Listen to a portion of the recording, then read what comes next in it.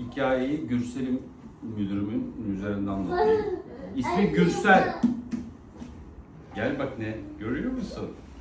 Şimdi horlama ve uyku apnesi hastalığı burun ucundan başlayıp nefes borusunun girişine kadarki bölgeyi ilgilendiren bir hastalık. Evet. Uyku apnesi olan hastalarda morfolojik yapı çok önemli.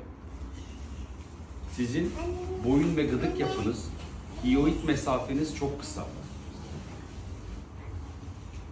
Burun ameliyatı olmanız, damak ameliyatı olmanız sorunu asla çözmez.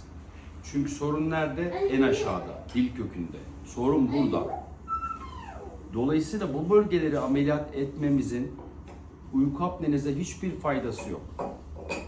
Sizin gibi hastalarda eğer dil kökü cerrahisi yapılmayacaksa, ki çok zor bir cerrahidir, en etkili tedavi yöntemi, ki apneleriniz çok ağır, CPAP maske tedavisi, hatta BiPAP tedavisi, yani maske tedavisi.